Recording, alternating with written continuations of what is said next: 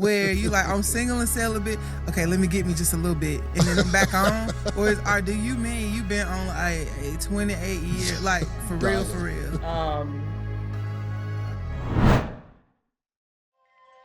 Welcome to today's episode of Relationship Talk with the Geths. People searching for love often experience societal pressures to find a certain type of love in a specific time frame, and the list of pressures can go on and on. According to the Gitnux, and he always talks about me and these sources. According to the Gitnux Market Data Report, the percentage of people finding love after 50 is on the rise. Marriage is no longer seen as a young person's thing. It's a viable option for people of all ages. Our special guests today are a beautiful example of finding love after 50. Dr. Ken Brown and Cecily Cooper have a love story that can serve as inspiration. God answers prayers, and His timing is perfect. Before we dive in, if you haven't already subscribed to our channel, click the subscribe button and click the notifications bell so you won't miss out on the new content. Thank you so much for joining us. Cecily is my bestie boo, and my heart just lights up every time I see this big, humongous smile on her face since she's met you, Ken. So, I mean, I'm just excited about it, right? So let's jump in. So, single and celibate. I just for a second, because I am overweight. And I go up and down, yo-yoing, trying this diet, then going to eat fried chicken and ice cream, and then I get back on. Like, is your single and celibate story like my dieting story? Where you like, I'm single and celibate, okay, let me get me just a little bit, and then I'm back on? Or do you mean you been on a 28 year, like for real, for real? Like where you've been staying up? It was a 26, 27 year, no dibbling, no dabbling kind of season for me. Wow. And I tell that story to prove that God can keep you if you want to be kept. Right. I've had, and namely from women, comments about cobwebs and, everything from the cobwebs to, do you think you're anointed for singlehood? Do you think God has just put that on you? And that's just what, is your path. And, my response was, first of all, don't worry about no cobwebs over here. Your girl is good. Okay. Everything working as it should. So don't worry about me. No, I'm not anointed for singlehood. And if I am, God, please take the desire away. Just do something. So the question I would like to ask, because people get confused when people are being celibate, that they also are shut out. Were you still dating? Were you meeting people? Were people trying to meet you? Like, what goes through the mind training of when you're single and celibate? And somebody be like, well, there's this nice guy, and you're like, well, no, I'm single and celibate, so I'm not even meeting. Or do you be like, oh, okay, yeah, we can go out and just kind of lay it out for that guy? Hey, I'm single and celibate, but we can still have coffee or dinner or whatever. No, it never got there. Honestly, I feel like God hid me. I didn't really get too much attention. I think it was the vibe that I was throwing off. The feedback that I got on the other side was, you presented as if you were married. So people thought I was married, and I didn't have a ring on. Well, I might have had a little cute ring, but nothing that looked like a wedding ring on my finger. I like jewelry, so I might have had a ring on that finger until I saw a video or sat under a preaching that said you shouldn't have anything on that finger if you were believing God for marriage. So, I might have been back and forth between those, but God hid me. I mean, He really just put me in the wilderness, and I got Invisaligns, I got a therapist and a nutritionist and a personal trainer. And so God just went to work on me, healing me, because the whole experience that led to the birth of my son, I needed healing. The whole reason why I even attracted my son's father was indicative of me needing healing. So God just put me aside. And unbeknownst to me, I still served in leadership in the church. The feedback that I got from men was, I thought you were married. Like there was nothing about you that signaled, I'm single and ready to mingle. I guess I didn't move that way, I you guess know? you just carried the wife's anointing for such a time as this, Right. because you weren't there for those jokers. You were just in waiting, just being pruned for Ken. Yeah. Amen. And Ken says that. I mean, I did, in the recent years try online dating. I might have been on 3, but your girl is, I mean, you got to really be open and available and bold. And while I think that is something that you could say about me, especially now, um I don't live in New York, and so I was outside of my comfort zone, my hometown. So these men that I met through these dating apps, and I think I went on 3 dates, I was afraid, honestly. I didn't know them. I didn't know anybody who knew them. And that was my prayer. I want to meet somebody that somebody knows something about this man. Somebody can cover me, at least in the sense to say, I know this brother, he's a good Right. brother, over here or not, and so I did try to answer your question, Ed. I did try the dating app thing. I had a lot of phone call conversations that made it real easy to weed people out. But yeah, it didn't go too far because I was really reserved. And I think when you are ready for dating, you got to be open. You gotta be open. So We want to know. The people want to know. How did you meet? Yes. Okay, we have 2 different versions. I want to hear them both. Both versions. Okay, I I'm gonna always go. want to hear both. Because then All we right, connect well, you with somewhere wait. in the middle where the real, this real story. All right, is. babe, you want to start? I'll start. First of all, Cecily, first of all, thanks for having us. This is a blessing. This is my first time, so I'm excited. Good. And Cecily and I went to college together, Syracuse University, Okay. same years, but we didn't know each other. Really? We walked out of there, did not know anything, didn't know each other, never heard of each other. Then we coincidentally went to Martha's Vineyard, and it was an introduction made, but still we didn't know each other. It was, how you just meet people. But then we met at a class reunion. And well, it wasn't a class reunion. It was a golf outing. And at the same time, the Deltas were having a 50th anniversary. So it was like a class reunion. It was like a school reunion, but it was, that was the actual event. Gotcha. And I seen her, and what did they have? What's that show? Married at First Sight? Yes. I think Love at First Sight still works. Okay. Right away. And I had already, I had said, I didn't know she was gonna be there. I had forgot she was a Delta.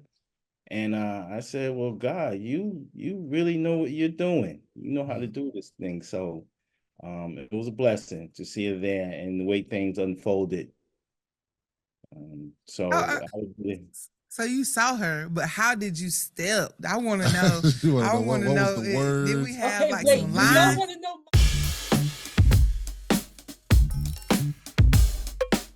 It's like a vacation. It's a vacation. Yeah, vacation. Exactly. I really appreciated just the balance. Yeah. The balance of teaching. We had games. Yeah. Great food. Yeah. We also had time for just the spouses to connect Yeah. and have some me time. We want everybody to have fun in the boom boom room. So I just felt like it was a really balanced retreat. We have Okay, like wait, some do y'all lines. want to know my side of the story? Okay. Okay, because I Yeah, got the yeah. side of Give the us the story, details. and yo, we wearing the same t-shirts. I'm thankful for my family. We could tell y'all about that, but here's the real. And Ken, I'm gonna keep it real with them because they're just that couple. They keep it real, and I love it. Okay, so here's the real. Ken is right. We both went to Syracuse University. Never heard of Ken. Never saw Ken that I can recall. And so fast forward, I'm on Martha's Vineyard, renting a room in houses because that's what you do, right? And he was pointed out to me because he was engaged to the woman whose house I rented a room in. Wow. So he was pointed out to me, do you know Ken? Ken went to Syracuse too. And I said, no. And so he was engaged to the woman whose house I was staying in for a week. So I saw Ken and didn't see Ken, right? I mean, I Right. saw him because he was introduced. And so, okay, I'm gonna Mhm. introduce myself to you. But then, and then they said he went to Syracuse. Okay, cool. But then when I heard he was engaged, I mean, I see you and I don't see you. It's Right. Right. done, you Mhm. know? And so that's how we sort of came into contact with each other. He was running a restaurant on the island. So we would go to his restaurant, he and his fiance at the time, they were running a restaurant. So I'm staying in their house. So, of course, I go to breakfast, I'm gonna go to their restaurant. And so they look like a cute couple. I mean, Oh, so I saw them and didn't see them. So fast forward to September of this year, and she is an AKA. Fast forward to September of this year, my sorority, Delta Sigma Theta Sorority Incorporated, come is on, say having it. our Say 50th it. anniversary on Syracuse's campus. So I'm looking at him like, brother, ain't no AKAs up in here. What you doing in here? And that was my question. I crossed the room and I was like, I'm gonna ask you what everybody's thinking. Well, What did okay. you do here? Can I add a little bit? Come Come on. on. Now we getting the Now juice. we getting the Now real we getting the story. real. Yes. Now we Well, getting the details. in addition, unbeknownst to me, she told me that I heard that the word on you is you came to Martha's Vineyard to find a wife. Mhm. I was flabbergasted about that. I didn't know that was the word on me. But anyway, when she saw me, she said, "Are you still engaged?" I said, "No." And she turned around and walked away. I was being nosy. I mean, Yes. Yes. I was being nosy. I Yep. wanted to know how you engaged to an AKA and you at a Delta's event. Like, Well, this is the question that matters. Yes. When she turned and walked away, Yes. did she strut and throw her hair? Or was it a regular walk off? Was it like, you can watch me walk or and like- then follow me? Or No, was it it was I'm not. just nosy? Or like Loretta Devine in that movie where she Right. kind of And waiting to exhale. Did she put a little extra something in her hips when she walked away? No, it was blank. it was It was blank. However, Mhm. the night was going on, and I said, "Well, you know what?" So I walked across the room to engage her. She walked on the other side of the room. So finally, I caught up with her, said hello, and then at the end of the night, when I said, "Oh, it's on," and she said she don't remember it, but the end of the night, we was leaving, and she put her hand on my forearm and said, "See you later." Eyes was bulging, the dimples, the smile, everything. I was frozen. So Mhm. at that point, I was plotting. I was Okay. So you froze my brother right here with a simple forearm caress. See that? Look, Listen to young women. Listen to, you do not have to pop everything out. You do not have to wear these blue jean panties that you disguise in the shorts. Baby, you don't have to do it. She got a whole ring from this man that started with a simple smile and forearm caress. You better listen. Listen. Okay. Listen to that, but I don't recall that. I definitely don't. I do not recall that. recalls it. At Oh, it all. happened He because he recalls stopped it. in his tracks and he So remembers. something But got you- his attention. Something got his attention, which is wild, right? Like, so I'm on the vineyard for the second year in a row. He and this young lady was still together. And now back in that same house, and his family was there. So I got to meet his family while renting a room, Wow, right? this was And laid living out. my life while on the island. And so that's where he said to me at one point, I mean, that's where we met. That's where we did see each other and not see each other. And then I sent him a Facebook request and he never responded to it. I sent her a Facebook request too. Neither one of them ever accepted my Facebook request. So fast forward, going towards 2023, I guess 2024, they both 23. suddenly accept my Facebook request. So I'm like, Oh, no, okay. with him, I took back my Facebook Yeah, request. she canceled Facebook. I did, because I'm like, we're supposed to be both Syracuse University, and the Black alums at Syracuse University, because it's a predominantly white institution, I was about to we say, stick yeah. together. Right. So I was shocked when he didn't accept it, but I was like, okay, I don't want, no harm, no foul. So suddenly he sends me one and I accepted it. And then now we're meeting on Syracuse's campus, and he's at my sorority's events, but I had already accepted his Facebook request. So what I didn't know is he had already gone through my timeline, and Background. so I didn't know Research. that. He did. I do your research, guy. He did. And so when I showed up at that reunion that he's talking about for my sorority, I guess I was already on his radar. He was not on my radar because he was engaged. He was an engaged man the last time I saw him. Hey, he in pursuit. He trying to find a wife. He was trying to find a wife. Yes, he got to find. So you had someone, but you knew that this is probably not forever for me. Yeah. We were together for 5 years, and it was, clear that it was the season, and the season was over. Right. I got you. So, quick question, just to divert a little bit. Where do you live? Where do both? We see you in separate places. Yeah. I live in Long Island, New York, Great Neck, Long Island. Okay. And I'm from New York originally, but I live in Maryland. Okay. So what was the dating scene like before you met each other? Were you guys hopeful or almost ready to kind of just be like, you know what, I'm just go be single, I'm ready to give it up? Well, I was, out of the relationship. So no, I wasn't, I didn't, I wasn't resolved to just be alone. I wasn't, and I'm not, I don't, if it's not going to go all the way, it's not worth the time. I see. So I was very intentional about, who I would, put that energy into. Understood. Was she one of the first people that you pursued after coming out of your relationship, or did you, look around New York a little bit? She was the first. She was the first. I mean, I love it. Okay. What about you, Cecily? Yeah. So I have been really just on the backside of the desert,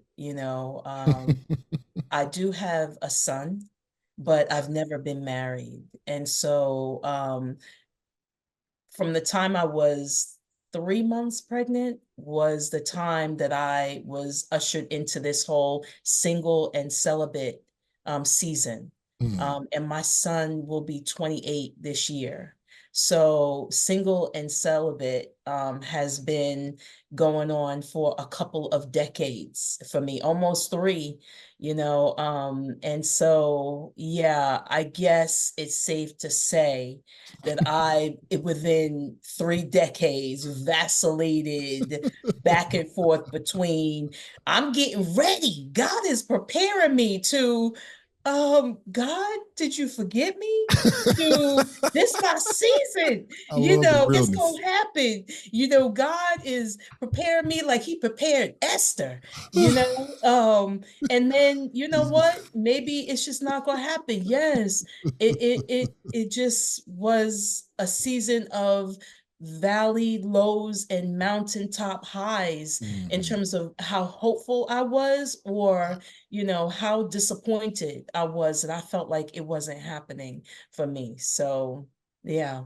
What was the greatest challenge as it pertains to the mindset shift of going from single then to dating exclusively and then to engage to be married? Like, for both of you, like, what was the greatest challenge in moving from this single place to where you are now?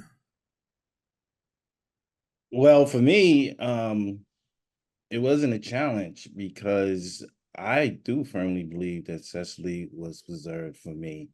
Just the whole way that things happen. I mean, we went to the same school, we know the same people, and we had never met each other. And I think because there was no familiarity, we were able to start from a place of where we are at the moment. And so I was interested in that. So it wasn't really a challenge to move forward in that regard.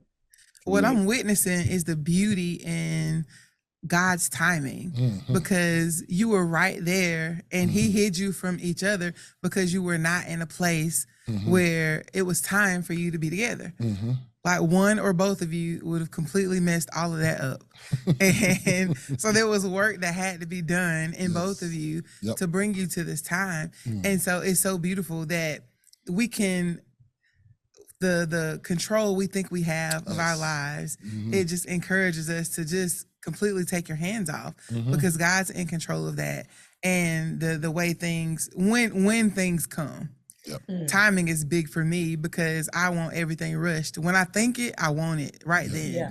And so it's encouraging to me to just listen to your story, because there are things probably right around me, like the well, the woman with the well. The well's been there the whole time. So he probably has wells all around me right now. And he's just waiting for me to become who I need to be before he, allows me to see those things. So I just appreciate the transparency, because this is blessing even me right now. That was so beautifully said. And I have to point out a moment, excuse me, when we were at the celebration of my sorority, 50 years on Syracuse's campus. And we were at, I think, a mixer or a party. I don't remember which one, or maybe it was the gala. It was the second day there. We were all dressed in gold. And it was a room full of women, just a room full of people.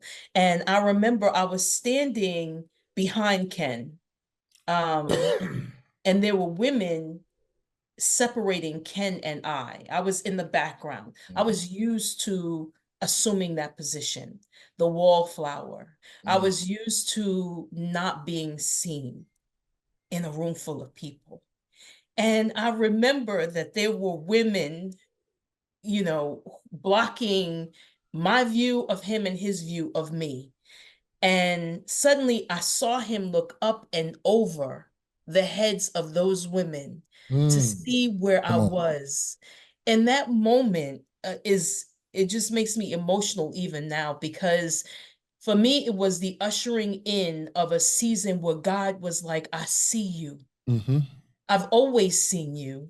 Right. But this is your season to be seen. This is your season to stop playing small, to stop hiding in the background, to stop allowing space and room for everybody else to be in the spotlight, and being content with celebrating everybody else. Mm-hmm. It's your moment. It's your season. And I'll just never forget just seeing him look up and over at me intentionally.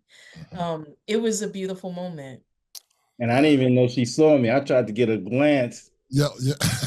Yeah, you like that, and she said she saw me, but you know, we share a lot of friends, which is good. And she was able to check with people who she hold near and dear to her heart, and they were able to give a stellar report.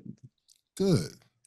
So, Cecily, since you've gone 28 years being single, what has been the biggest challenge of I'm not single anymore? There's somebody else in my space, not just in my physical space, but my spiritual space, my emotional space that I am called to learn to become one with very soon. So, what has been challenging about that for you? Trust. Mm-hmm.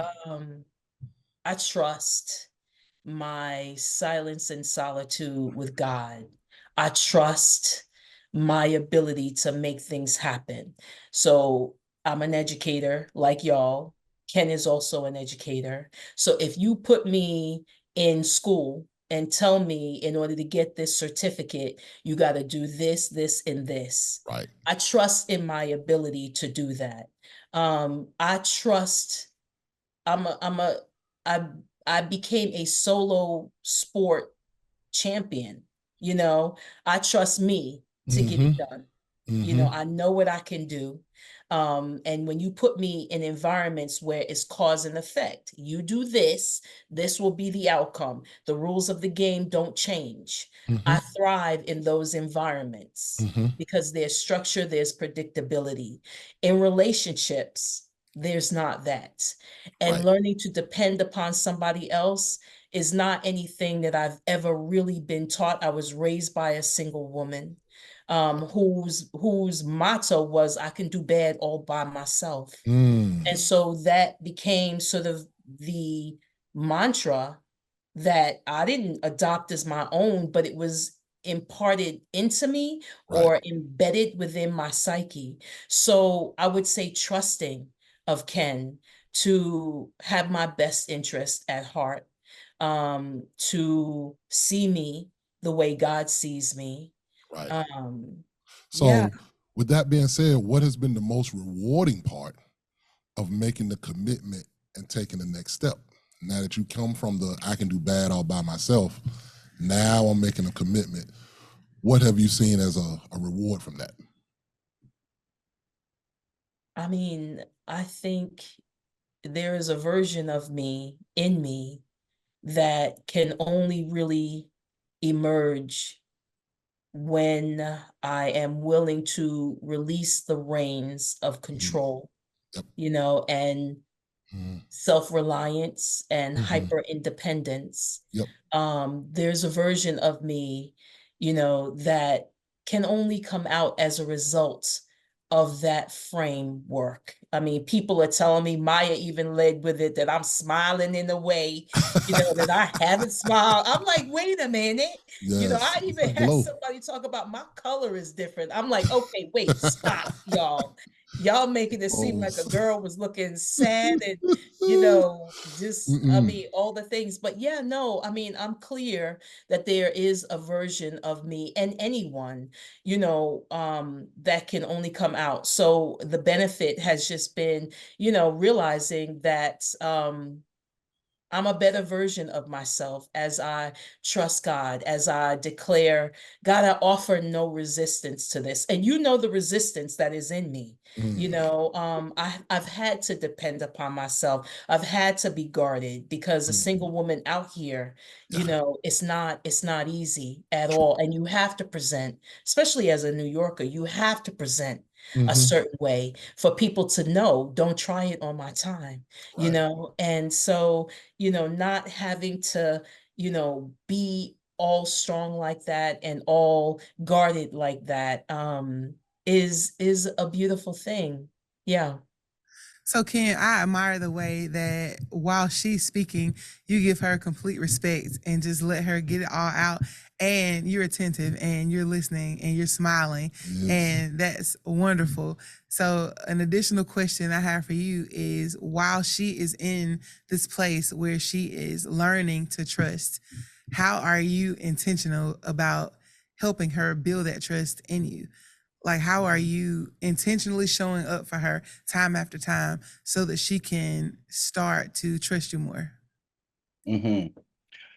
Well, first of all, you guys know Cecily pretty well, from what I see. And Cecily is always, from what I see, surrounded herself with married women. She doesn't surround herself with a lot of single women, which I thought was very admirable. That is. Yeah. And when I met her, and as we began to speak, I saw that Cecily wanted to be a wife. She didn't only want a husband, she wanted to be a wife. And I Good love that about her. And she is very strong. I'm strong, but she's very strong. And I know that. so I do my best. She's very philosophical. She's trained, she's done the work, and she's professional in her therapy. So I do my best to show up for her by being as consistent as possible. Mm. And I know she values that. And we all know that's hard. You can't be it's just hard. And plus my entrepreneurial activity, I'm a little flexible. So being consistent for her is what allows her to trust the process. And she knows that I got her. I got her back regardless. So I just try and show her that I'm there for her, and I'm here. I'm honoring the covenant that we decided to commit. Yes. So, Cecily, moving forward, I do want to make sure that you know that if God is working on you to build this trust and Ken is saying that he has your back, there's no way for you to know that for sure unless God puts you in positions where he has to have your back. Mm-hmm. So don't be discouraged when you have these tests that come forward and you're like, why are these things happening? Well, God is giving you the opportunity to allow Ken to be that for you. Mm-hmm. So I don't know, that it was just there. So yeah, when Yes. you're presented with the opportunity, give him a chance to be there. And I want to jump in. I know me and Maya always speak that every marriage has a kingdom purpose. There's a thing that you're supposed to accomplish, or there's a goal God has, or a message for your marriage. Do you already know why God is joining you two together? Do you know his purpose for your union? Well, we actually, we were discussing that, and she's more discerning and clearer than I am. We both pray that it will encourage and inspire other people who are over 50, that love is still a possibility and love is still out there for you. And to be just encouraged and be strong and steadfast. I love that. Yep. And two becoming one looks different when you already have lives built beforehand. Yes. So since you both have your own lives, your own careers, your homes, children, and families, how do you plan to marry, per se, the two lives together? Well, we have decided that we are each other's family, and Cecily more than she encouraged me to consider. I have 3 sons from my previous marriage of 25 years. And I was like, okay, everybody's grown. It's me time. And she was, no, wait, they're not children, but they're still your children. So they need to be considered and they need to be onboarded. And she was correct. She was absolutely correct. So she we got together in September. Well, we met in September, really, and we committed to each other. We talked on the phone for about 3 months, 2 to 3 months, and we committed to a monogamous relationship before we met. And once we met, and we met twice, and then she went to my family reunion. Wow. Okay. Quantum leaps. That's a leap there. And I have at this particular family reunion, we had 108 people, and that's Ooh. just close cousins. That's not like the sister's cousin friend.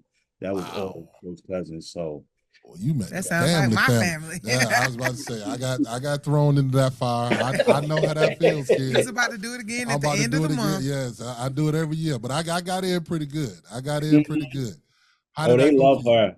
Mm-hmm. How did that Yeah. go for you, sis? It was overwhelming because I Sure. have a small family and Mhm. we're not all that close all the time. So I had always prayed for a family, the Bible says that he would put the lonely in the midst of family. So it was, an ask for me to be in a loving family. So, but I was overwhelmed, I'm not gonna lie. And he made it clear this is a test, and they made it clear from the moment I got out of the car, you're gonna have to get through us. And so when push comes to shove, something in me just settles into that seat and Yep. says, well, let's go then. I mean, Yep. it is what it is. It's gonna be what it's gonna be, Good. and either, God is in this or he is not. And so it was wonderful, one after the other. I just encountered his family. They were loving and accepting of me and made me feel comfortable. And I felt comfortable with who I was showing up. And, I think that is just as a result of spending so much time with Yes. God, with myself, and just getting to know myself. Yeah, Yeah. it worked out well, I think. That's what Ken told And me. able to So show up as your authentic self. So Right. exactly. great. Mhm. So in the She rested compromise it. needed to foster unity, how do you keep from losing yourself in the process? Ooh. Mm-hmm. Yeah, that's a good one. I It is. could say the uncomfortable boundaries. Yes. Yes. Mm-hmm. Yep. Yeah. Boundaries, and I'm like, I know that's the best way I can put it. That's the only way that you continue to be yourself within the union. Yes. What are examples of some of those uncomfortable boundaries that people can, learn to put in place? Because, we always out here trying to make sure that everything we say is a blessing to other people. So I'm sure that there are people watching that are in this situation where they feel like, I'm putting so much into becoming one that I am losing myself. What are some examples of boundaries that can be set for people? Yeah, I'll jump in on that because it is hard, especially when you are in the midst of a long distance relationship. Oh, yes. You Yep. know, Talk about it. talking on the phone is the only way that you can connect, and so we spend a lot of time doing that, but in doing so, my sleep patterns are off. Yeah. Yes, and I'm not able to do what I need to do for me, and just to satisfy the calling of God on my life. And so Ken is a professor, so he has more flexibility with that. And then his entrepreneurial business, he has a team, and so has more flexibility. I don't, and so that's been a challenge at times in helping him to understand that what you can do, I can't do. I can't pivot, like that as easily as you can. And so really just realizing that we all have personal limitations. And because I can't, pivot the way he is able to pivot, I need to be in the bed, settled in at a certain time. And I'm still working on that, because, I want to connect. We want to try to bridge the gap. So when he is not here, that's what we're trying to do. But in the process, I'm not working my ideal week. I'm not holding to the things that I need to do. So I'm still working on that, but that is something that I think, to the degree that you can just hold those boundaries, and then trust that when somebody puts up a boundary, and Ken and I, we have stories. I don't know how much time we have, but we have we have had some challenges with this, where Ken does not like that boundary, and now I'm trying to explain and rationalize a boundary where, honestly, I think at some point, that needs to be cut off. And, it needs to be this is my boundary. This is what will enable me to show up whenever I do show up on a phone call or at a family reunion. And I can show up as the best version of myself instead of as the exhausted version of myself, holding those boundaries and, refusing to some degree to negotiate them or, let someone make you feel bad about them. I think to the degree that anybody can do that is to the degree that you can be productive and make an efficient use of your time here on earth together. So those boundaries definitely don't stop at the altar. You have to continue to put those in place. I have to do them with my husband all the time. And, you guys are not out there alone with not being okay with boundaries set. If that's something that we go back and forth all the time. He hates boundaries. I know, Ken. He hates them. I try to kick the boundaries, break the fence. Yeah, so that's jump over the fence. That's not a thing that you're just experiencing. Thank you. But if we're honest, I don't know that's people in general. I don't think it's just men. Because if Ed tried to hit me with a boundary, I think it's human nature almost to press it a little bit. To be I don't think your boundary is like a real boundary. See, my boundaries aren't real boundaries. Hers are necessary boundaries. And she argues her boundaries much better. Like I'm trying to set a boundary, and they get, well, why? You be like, God dang, because I want a boundary. I just want a boundary. I want to sit in this bathroom for 2 hours, and I don't want you to bother me. And so, no, that's not your boundary. So I feel what you're saying, Cecily, and I understand there has to be a respectful way to communicate the boundary and to accept it. But you're just getting started. Yeah, you're not going to create these boundaries, and then when you get married, it's like, oh, now we have them all set. Nope. Continue. Yeah. 2 weeks later, we got to renegotiate these boundaries. Now y'all gonna be in the same space. That's in the renegotiation. Add in the physical boundaries. The boundaries are a little more wider. They're not so tight as far as I can see. If you want to go in the bathroom, she says, you're always knocking when I go in the bathroom. I just want to say hi. I just want to, And see, at least he knocks, because I don't knock. I just go.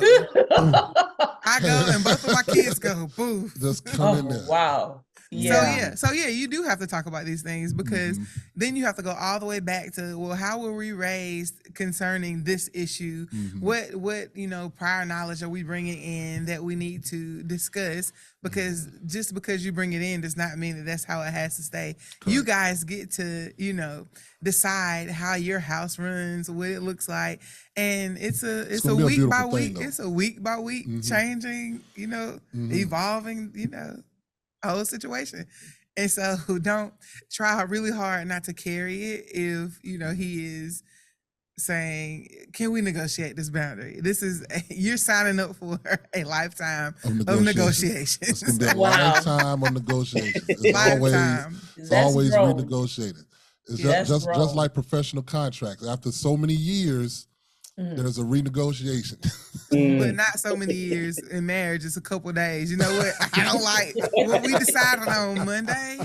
So we need to come back and go through this again. But the beauty is when you learn to do it in a healthy way, in a respectful way, where you're able to remove some emotion so that you can just get stuff done. Like, I think that's what we are getting to. Well, it sounds like y'all communicate well, so that helps. That's the first thing that helps. We're working on it. I mean, y'all are dealing with singles here, and this is finding love after 50, right? That was the topic. And so when you're older than 50, when you've lived beyond those markers, you've experienced some things, you come into the relationship with some things. And so learning how to communicate well, at some point, Ken hated when I brought that up, because I think those are some of the things that we really have to nail down: communication and trust. And so just learning, the boundaries. Like, I don't want Ken to think if, he can't get me on the phone, that I'm somewhere with somebody else. And so trust, has been something that has come up between us, and I think to the degree that we can really nail down some things, and develop a sense of each other's character, so that whether we're living in the same house and we're not in each other's presence, or we're living in separate states and we're not in each other's presence, there is this understanding that I know this person, I know the God in this person, and I trust. At the end of the day, I trust God, with all of that. So we're learning with communication. We have stories, but we're learning. I have a question specifically for Ken. I know that you were in a long-term marriage and then another, fairly long-term relationship. What advice would you have to people who are in relationships where they know that this is not my God partner? Like, how do you advise them to have the courage or develop the courage to step out of that? How do you get out? After being in for so long, how do you have the courage to get out? Well, it is difficult because, the familiarity and, the things that you have done and built together, but you have to have that conversation, and it's better to have that conversation than to have a catastrophic event to break up the situation. My marriage, we basically just, we planned it for a year. We said, okay, next year, July 1st will be the last day. And that's what we did. So we planned, and, so there was no catastrophe, and, and there was no collateral damage that came from it, except for, the kids. There's always going to be some collateral damage. Absolutely. Right. But we were able to this day, communicate, cordial. And, I really appreciate that, because we're both very close to our children. And, but yeah, you definitely plan. And, my entrepreneurial spirits, I'm always doing business plans. You got to plan the work and work the plan. So if you just leave it to being, first you live in a space of, you're happy when you get married. Then you live in a space of, I'm not happy, but I'm not unhappy. So I'm just not unhappy, which is unacceptable to me. And then forget about just being unhappy. Right. So you have to have those, and do the work. There's work that could be done, if there's something to salvage. And in this particular case with Cecily, we're doing the work beforehand, which I think is great, which is new for me. So it's a new approach on relationship for me. And I think it's great. And I think it gives us a lot of strength. And, people say, how you guys, we really, within 6 months, we were engaged. And I heard that men know if she's right in like the first 5 minutes. It take a female a little longer, but I was sure. Yeah. Sure. And but I know, as you say, you guys been married for a while, and you still getting to know each other, still knowing things about each other, still evolving. So I'm like, if I wait till I really know everything about this woman, that could be 10 years. Correct. You won't know because what you knew about her can change in 10 years. Correct. You're signing up for a journey of ins and outs. And so once you find the person that's worth the journey, then that's when you know that it's time to go ahead. Like I'm willing to take the flaws and all. I'm willing to take the unknown because this is the person I want to conquer the unknown with. Right. There's no way to know it all. It's just, is this who I want to go in? If we got to go in the dark room, is this who I want to hold hands with and go in the dark room with? And trusting that this is the person that can help me find the light when we get in here. Right. That's good. Or are we just going to be bickering and then just sit in the dark the whole time? Why are you dreaming in this dark room? Yeah. It's your fault that we in here anyway. I'm just going to lay over here and go to sleep. Don't touch me. Or are you really going to work together and figure out where the light is and turn the light on? Yes. Oh, yeah. Oh, that's good. Thank you so much. I had so much fun with that. Thank you for joining us and sharing your love story. I'm sure it's going to bless so many people. Please tell us about, since you're both, entrepreneurs, please tell us about your products and services and that you offer, as well as the ways that we can purchase and follow you. Like, tell the people. You want to go first, Seth? Well, you can find me at Bounce Back Greater on Instagram. You can purchase my books through that account. There's a link tree. You can sign up for my waiting list for my future co-authoring my future co-authoring endeavor, whereby I will be writing alongside of women and we'll be looking to tap into our stories and unlock our voices and unleash our potential. And so that is at Bounce Back Greater on Instagram. Yes. And what about you, Ken? Well, I represent Sarah Brown Catering in New York, and we travel throughout the tri-state area. My mother started the business 54 years ago. It's been the only job that I've ever had, except for now I've been a professor for the past 5 years. But really, the catering business is my primary occupation. So we are available for weddings, anniversaries, birthday parties, and we do a lot of corporate events, a lot of Department of Education, NYPD. So we are available. And my son's in the business, so we have 3 generations so far in the business. Wow. I heard that you love to feed friends when they're in New York. Is that a thing? Yes. Okay. Deal. I'm gonna hold you to it. I already want We'll some. hold you to it. Like, I don't even know what you cook. I don't even know what your specialty is, but I want whatever it is. Y'all want this soul food. Is it Y'all soul want food? it. That's Yes. it. Oh my Yeah. God. Y'all that's want what I'm it. talking about. Yes, absolutely. When I say Cecily hit the jackpot. So great. I'm so glad. So I hope you guys have a great day and weekend, and we will catch up. Thank you again for joining.